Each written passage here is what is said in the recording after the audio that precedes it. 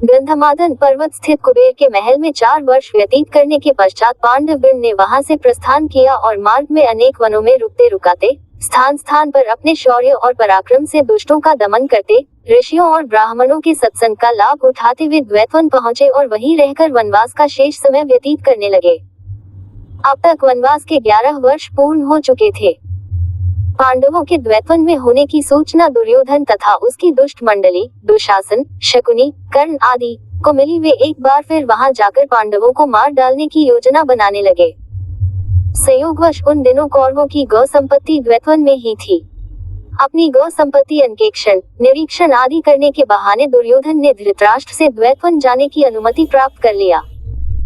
इस प्रकार दुर्योधन और उसकी दुष्ट मंडली ने अपनी एक विशाल सेना के साथ द्वैतवन में पहुंचकर वहां अपना डेरा डाल दिया। वे अपना राजसी ठाट बाट का प्रदर्शन कर पांडवों को जलाना भी चाहते थे, इसलिए बहुमूल्य वस्त्राभूषणों से सुसज्जित राजमहिलाओं को भी उन्होंने अपने साथ रख लिया था। एक दिन वे जलविहार करने के उद्देश्य से दुर्योधन अपनी मंडली तथा राजमहिलाओं के साथ द्वैतवन में स्थित मनोरम सरोवर में पहुंचे, किंतु उस सरोवर में गंधर्वराज चित्ररथ पहले से ही आकर अपनी पत्नियों के साथ जलक्रीड़ा कर रहे थे।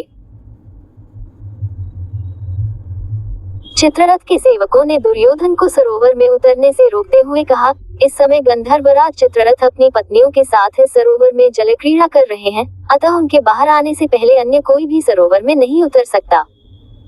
सेवकों के इन वचनों को सुनकर दुर्योधन ने क्रोधित होकर कहा, तू शायद जानता नहीं कि तू किससे बात कर रहा है। मैं हस्तिनापुर नरेश धृतराष्ट्र का महाबली पुत्र दुर्योधन हूँ, जो की सीमा के अंतर्गत आता है।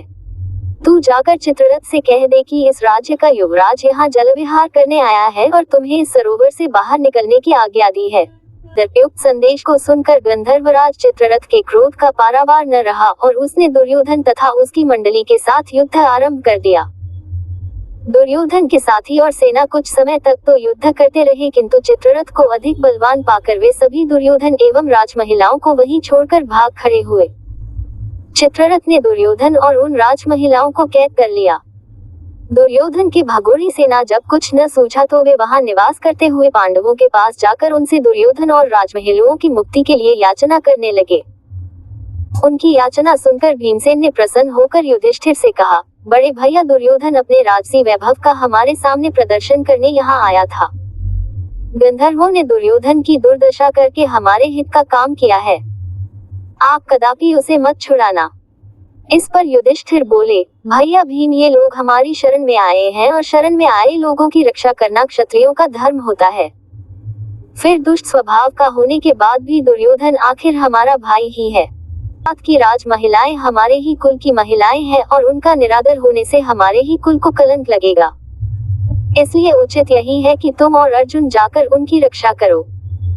अपने बड़े भाई की आज्ञा मानकर भीम और अर्जुन ने सरोवर के पास जाकर चित्ररथ को युद्ध के लिए ललकारा। कार सुनकर चित्ररथ क्रोधित होने के बजाय मुस्कुराते हुए अर्जुन के पास आए और बोले, हे पार्थ, मैं तो तुम्हारा सखा ही हूँ।